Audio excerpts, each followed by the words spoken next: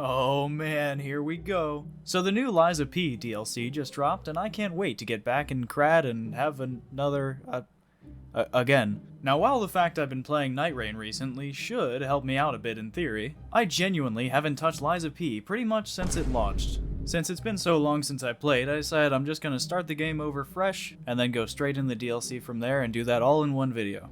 So, hopefully, for your enjoyment, join me now for Lies of P Overture.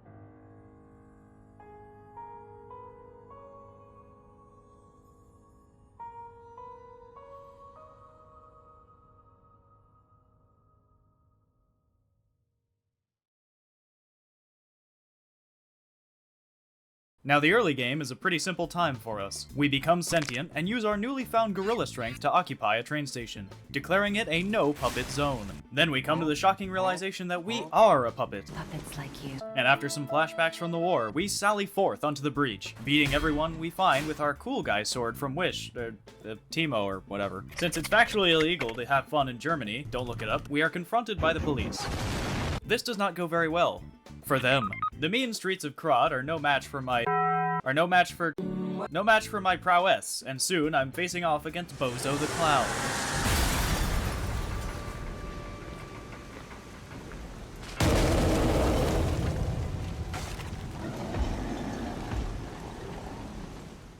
Now, we have no idea what he's saying because he speaks French, but I can loosely translate for your sake. He said, and I quote, "My patience is waning. Is this entertaining?" Aw, poor guy. He's suffering from Imagine Dragons syndrome. We've all been there. Don't you worry your pretty little head, Santa from Wish. Fuck, I'll be the one to put you out of your misery.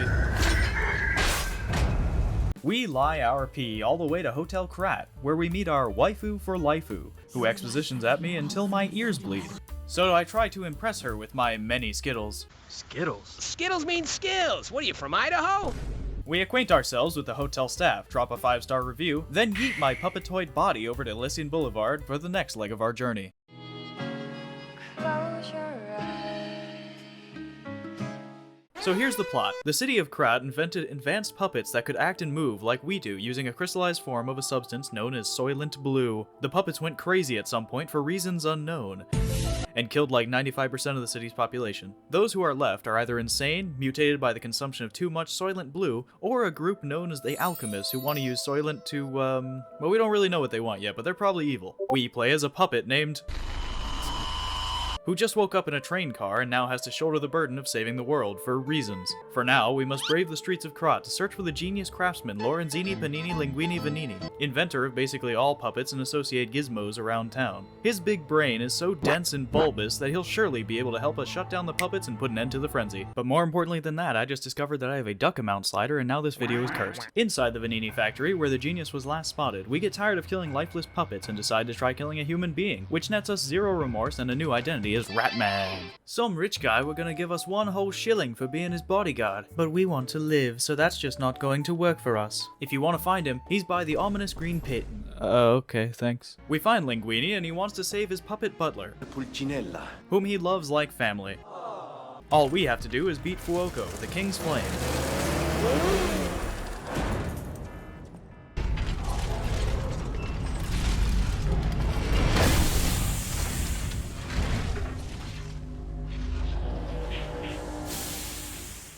We beat him on the very first try.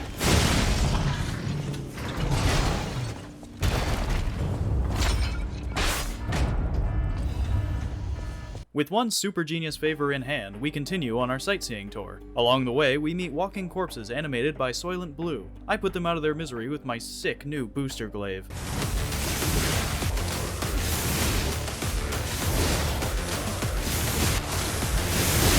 In desperate need of cleansing after that, I decide to seek God's light and attend church. God has clearly abandoned this place and left behind suffering just for me. The suffering implementor is none other than the one-winged angel, not that one, Archbishop Andreas. Much like most bishops, he's a frog or whatever, but he has a fun trick where he can pull a torso out of his back. Real watch your back vibes from this one. Kinda got eyes in the back of his head. Step on a crack, summon this guy from his own back.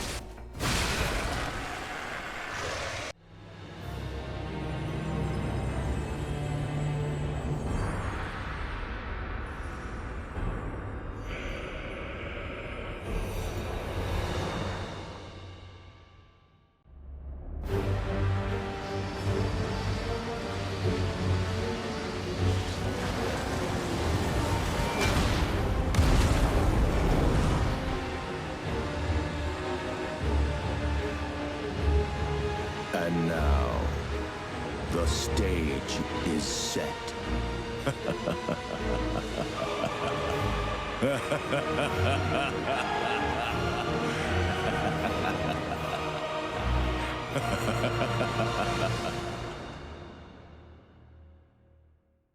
Now that I've confirmed God's intentions to never let my suffering end, we proceed to the Malum district, currently under the rule of the Black Rabbit Brotherhood. Mic test 1 2 1 2. We have a schedule update for the intruder. It's time to die.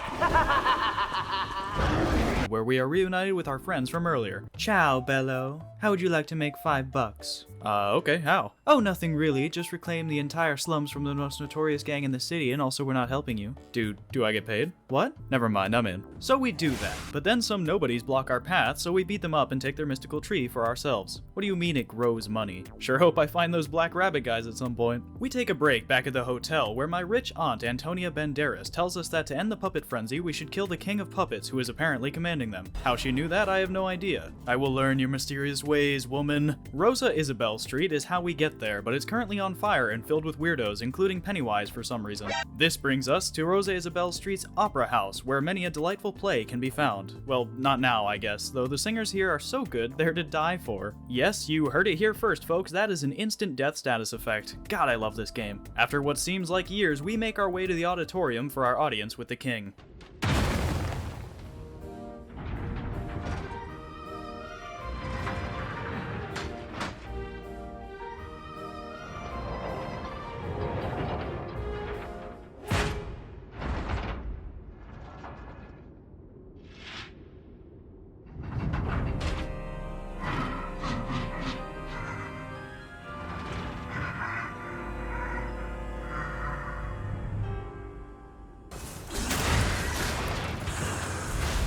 Well, that was weirdly easy. Now all of Krod is saved.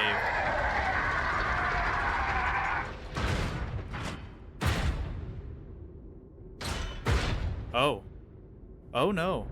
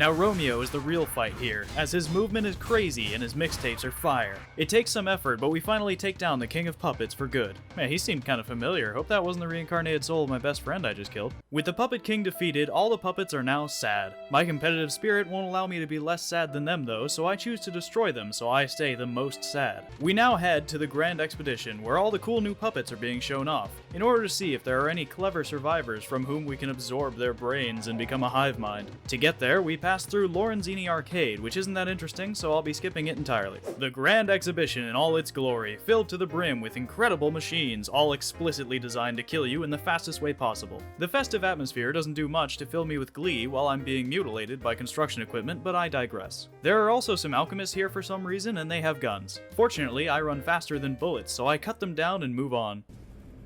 Welcome to my brain. This is where evolution becomes real. Feel me. I am Victor, the champion.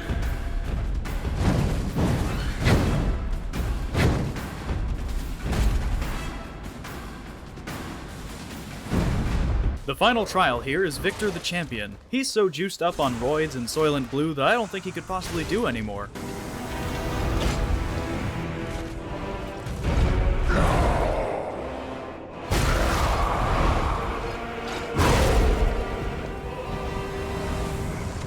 Apparently I was wrong. Ow, my mechanical bones. Why was I programmed to feel pain? Why be humble?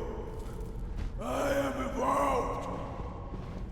A better man.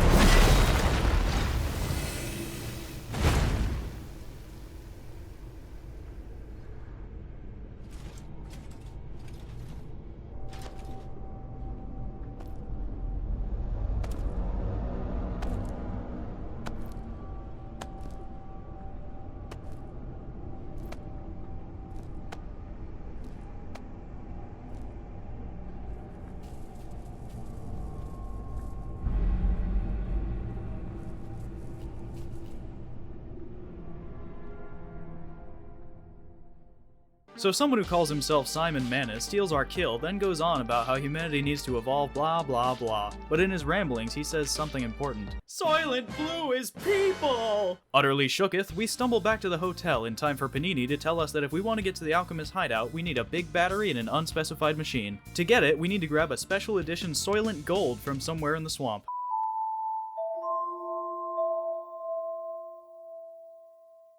Hey guys, it's your boy, Ratman Ryx, coming at you live from the barren swamp. Here in the swamp, we've got all kinds of features, like the gun that shoots indiscriminately, the big guys, and even whatever this is. We trudge through the poison swamp that is an essential part of every good Souls-like and locate the locatable location of the Soylent Gold, which is in the nest of a giant swamp thing. The swamp thing kicks my ass, but then I pull a switcheroo and kick his ass. Take that, moron. A crazy earthquake alerts us that something has changed, so we rush over to the train station from the start of the game, and I don't see a single difference here, so I'm not sure what the hubbub is about. Opening a rich mahogany door, we see that Soylent Blue has been unleashed upon the city in such great concentrations that it's splitting the earth apart. Breaking news, the effects of mass Soylent Blue transfusion are that instant death rocks are everywhere and everyone has tentacles now. More at 11. Here we fight a boss that I always struggle with, the Waker of Illusions. I die a bunch, but persevere through the power of the indomitable human spirit and also a gigantic fucking axe. Also, there's a tentacle version of the very first boss, whatever. With the path to the Alchemist Island Fortress open, I figured now was a good time to go do the DLC before the final act of the game. Get in, loser, we're about to travel to the past.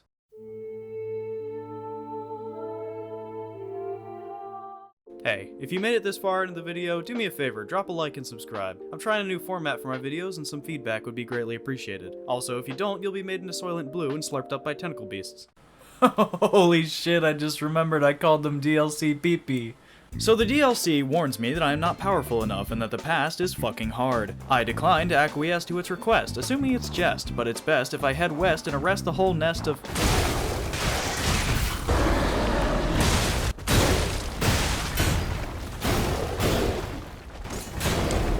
Okay, so it's fucking hard. But anyways, we arrive in a snowy version of Krat from before the alchemist ruined everything. Never mind, it sucks here too. We start our unguided investigation at the local zoo, Yes, it is. That's Krat Zoo. which is filled with nightmares, demons, monstrosities, and crocodiles. The worst ones are crocodiles. The zoo's layout leads to me being pinged by rocks every 3 seconds, and as soon as I'm done murdering every animal in the Serengeti, I come face to snout with a ridiculous boss. Fuck this boss. Anyways, I put down the normal-sized Crocodilus porosus and stumble into the greenhouse, an otherwise abandoned arboretum filled with sexy robots. I get lost for approximately 3 hours and land myself right in front of her.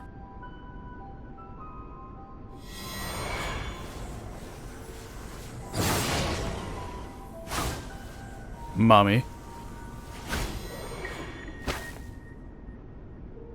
I was told that murderous puppet had come to call on me. So who is this handsome guest standing before me?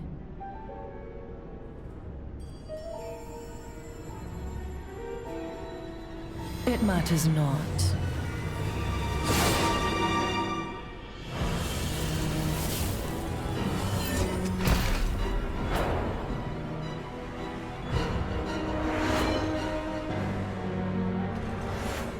You belong to me now.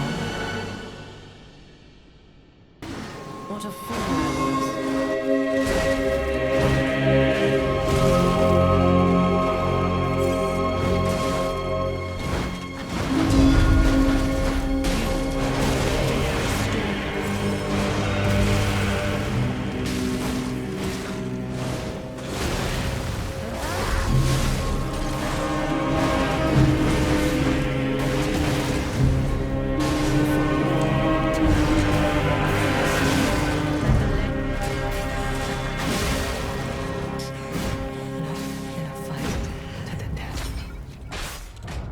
Good lord. So this fight, like every fight in the DLC besides He Who Shall Not Be Named, is absolutely peak, and although I'm murdered many times, I stand hard and tall against Markiona and her murder puppet. Self-awareness intensifies!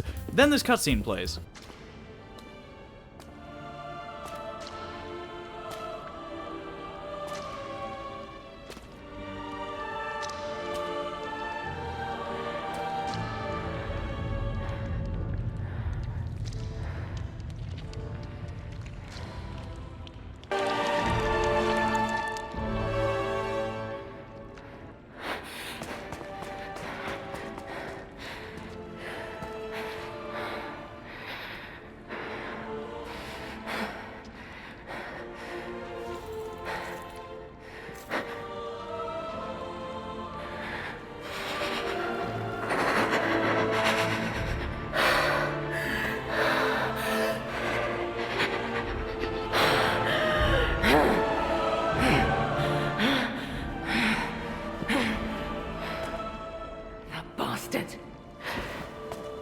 Kill him.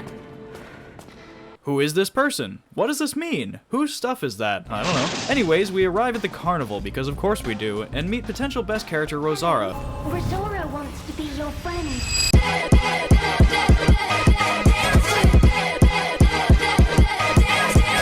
Who, lost her shoes. I lost my shoes. We'll come back to her later. The carnival has many fun and entertaining minigames like Don't Die or the beloved Really Try Not to Die. I find a slick new weapon I affectionately call the Murder Machine 7500. The 7500 comes from the nominal RPM of the spinning blades as they burrow deep into puppet flesh. We earn enough Chuck E. Cheese tickets to make it to the end and take the tram back to Hotel Krat. Things are a bit different around here than I remember, but at least there's a fellow named Lumacchio chilling in the lobby. He's a charismatic and definitely not evil at all noble who heads up the blah blah blah faction. He gives me some pointers to find the legendary Stalker and her apprentice Romeo, telling me to travel to the Rose Estate, a charity-run orphanage on the far side of town. Here also is the phenomenal Klaus, a merchant who sells weird trinkets in exchange for primo gems. Breaking news, the cat is small now. Next is the bad, cold, awful place. I'm skipping it.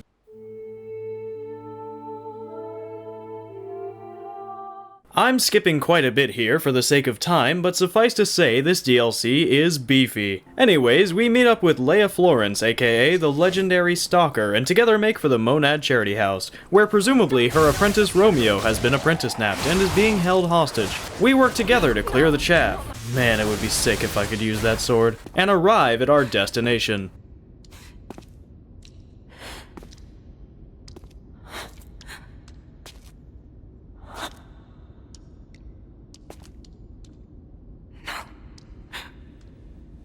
Not you. Not like this. This wasn't supposed to happen.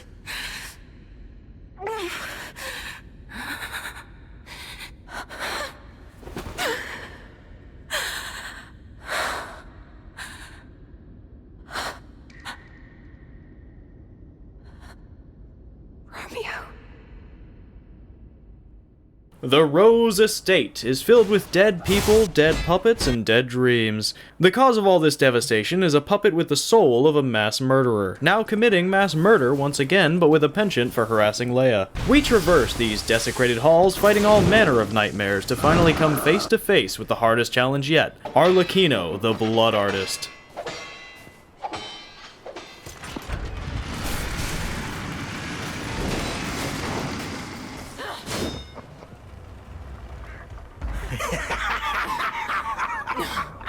Where's the legend I faced before?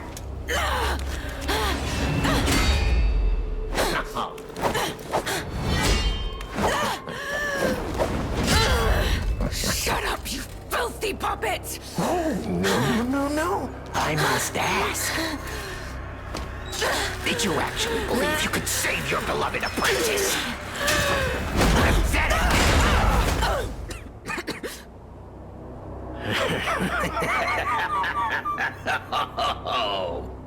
And who might you be?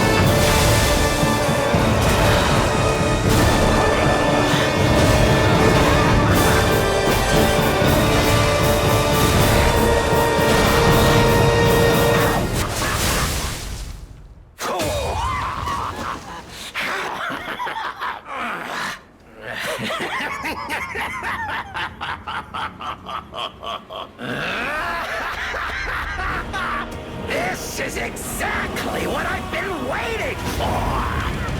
This pain!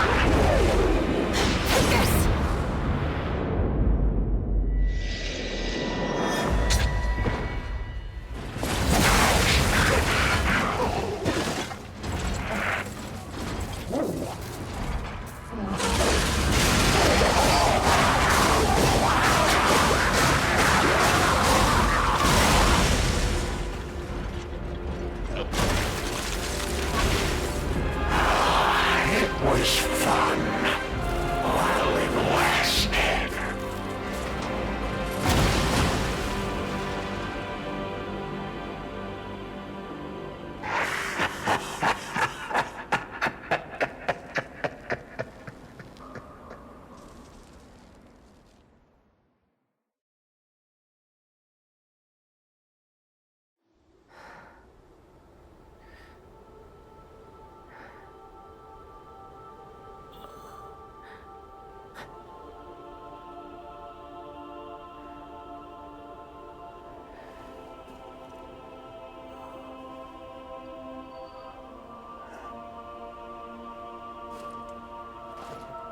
Thank you.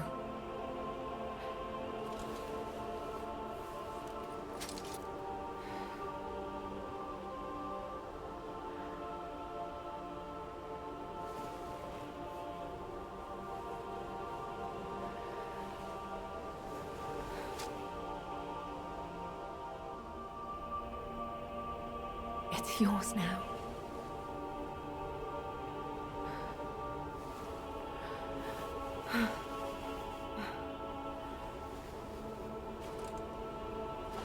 All this time, I wondered why you look so familiar.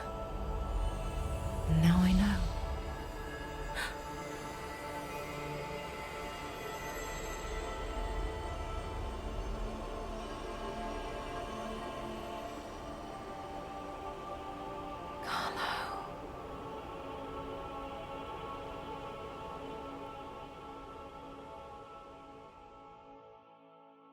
With the DLC all wrapped up and me having some new trauma to work through, we return to the present. It still sucks here, big surprise. I use Leia's kick-ass sword to cut through the rest of the game and kill Manus, who tried to become God or whatever, and save the day. Okay, smooches, bye-bye now, mwah, goodbye. Feel free to leave the video here, but there's a few things I wanted to gush about that didn't really fit in with the flow of the video, so I'll put those here now. Firstly, Rosara is this recurring character who used to play with Carlo and Romeo at the Rose Estate when they were little kids. We played all the time at the Rose Estate. Our hearts were filled with joy. Please, please help me travel the world. Help me to hold your hand and dance. Oh, you found my shoes. I can go back to the Rose Estate. You gave me back my freedom. So here's a present for you. It's called Ryxbar's treasure. We give her much needed ergo so she can keep functioning throughout the DLC. Can you give ergo? With her always very grateful and commenting on how we're somehow familiar and we're her friend. I want you there with me. My forever friend. I miss my old friend. But it's okay that you're not him. You're on your own journey. And I think that's wonderful. Will you promise me something? When your journey ends, let's meet again in a pretty place. Ryxbar will wait for you there. She says she'll wait for us up ahead, which of course is a little sad because we poof out of the past and don't show up again for 10 more years. She actually does wait for us though, servos failing and ergo fading, and if you head to the trees in front of Krat City Hall after clearing the DLC, you'll get this dialogue. Came. I knew you would. So happy to see you again. Friends always meet again. So I'll wait for you. Again at the world's end. Farewell. My forever friend. Who looks like my dear Carlo. Next, there's this whole thing in the main game where you meet someone who claims to be Alidoro, legendary treasure hunter and beloved hero of the people. I'm Alidoro the Hound, treasure hunter extraordinaire. You later discover that the person calling himself Alidoro is actually Alidoro's old partner, Parrot, and that he killed Alidoro for ownership of the treasure. I am not Alidoro the Hound. I admired him, to be honest. He was amazing. Amazing at everything except making a profit, that is. But he didn't need to cut me off just because I sold some antiques. I mean, what's a few antiques when you've got bills to pay? We argued. One thing led to another. I had to kill him. Stealing his identity was the logical next step. Well, in the DLC, we actually get to meet Alidoro proper. My name is mine to hold, but you have my word that I am not your enemy, nor Leia's. And he really is everything he's rumored to be. If you find the Overseer, be sure to blow the horn. No matter where you are in this facility, I will come find you. We get to fight alongside him in this fight, and that's cool as hell. I was waiting for your call. Let's finish this.